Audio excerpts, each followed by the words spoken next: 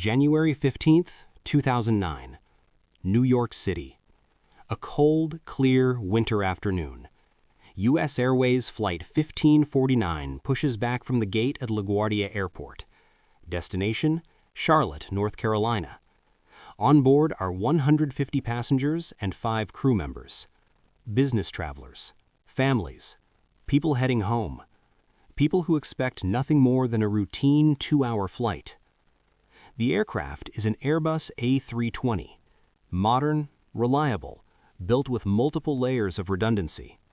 In the left seat sits Captain Chesley Sullenberger, a former U.S. Air Force fighter pilot, more than 19,000 hours of flight experience, an expert in aviation safety and accident investigation. In the right seat, First Officer Jeffrey Skiles, calm, experienced, professional. At 3:24 p.m., the aircraft begins its takeoff roll. Acceleration, rotation, liftoff. Landing gear retracts. The Manhattan skyline glitters in the winter sun as the aircraft climbs north along the Hudson River corridor. Everything is normal. For 90 seconds. At approximately 2,800 feet, something appears ahead, a flock of large Canada geese. There is no time to avoid them. The collision happens almost instantly.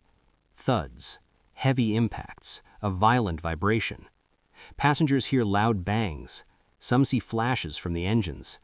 Inside the cockpit, warning lights illuminate. Both engines ingest birds. And then comes something far more terrifying than noise. Silence. The engines spool down. Thrust drops to 0.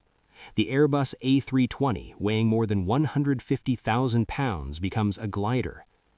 There is no checklist specifically designed for total dual-engine failure at low altitude over a major city.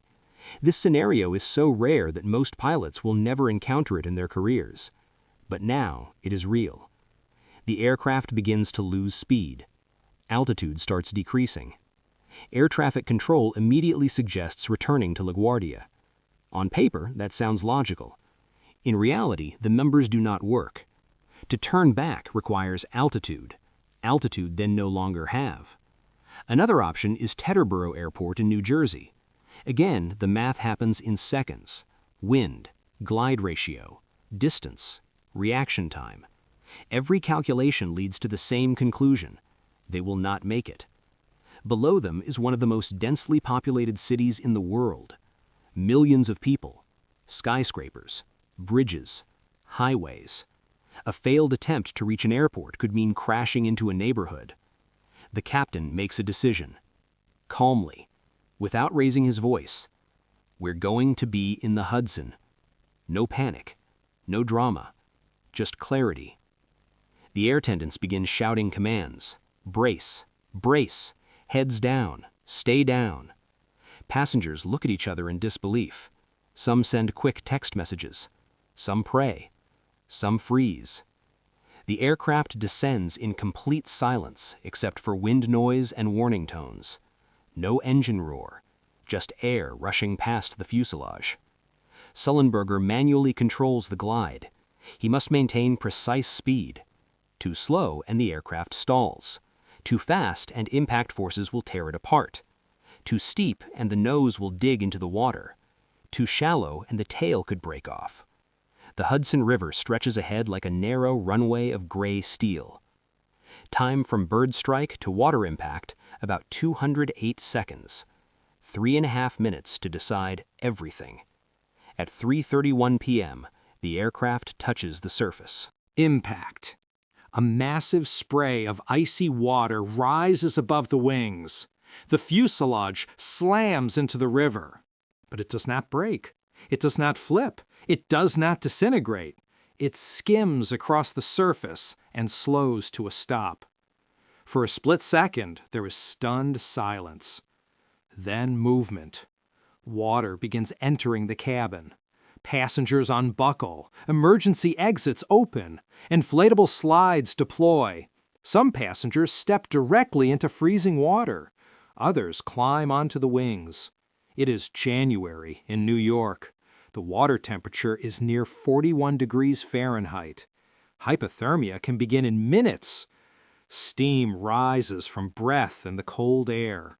People stand shoulder to shoulder on the wings to keep balance. And then something extraordinary happens. The city responds. New York Harbor ferries, which regularly transport commuters, immediately change course. Captains stare toward the floating aircraft. Within minutes, boats surround the plane. Crew members pull passengers aboard. Police, Coast Guard, and emergency responders arrive rapidly. It is a rescue measured in minutes, not hours. Inside the aircraft, Captain Sullenberger remains.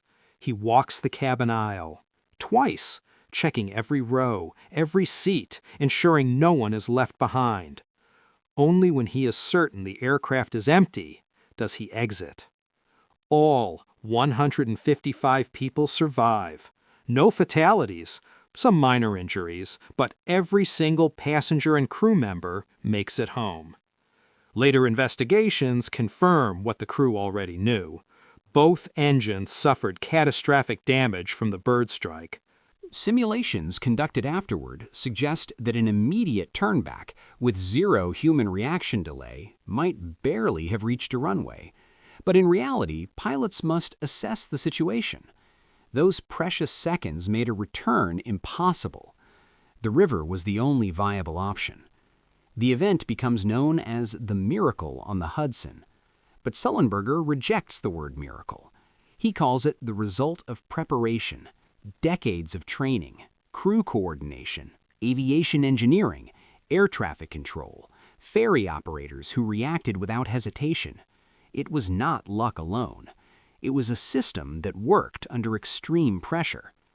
In one of the largest cities on Earth, a powerless jet did not crash into buildings. It did not strike a bridge. It did not become a mass casualty disaster. It landed on water. 3.5 minutes. That was the margin between catastrophe and survival. Sometimes heroism is loud. Sometimes it is quiet. Sometimes it is a steady voice in a cockpit saying, "We're going to be in the Hudson." And because of that voice, 155 people lived to tell the story.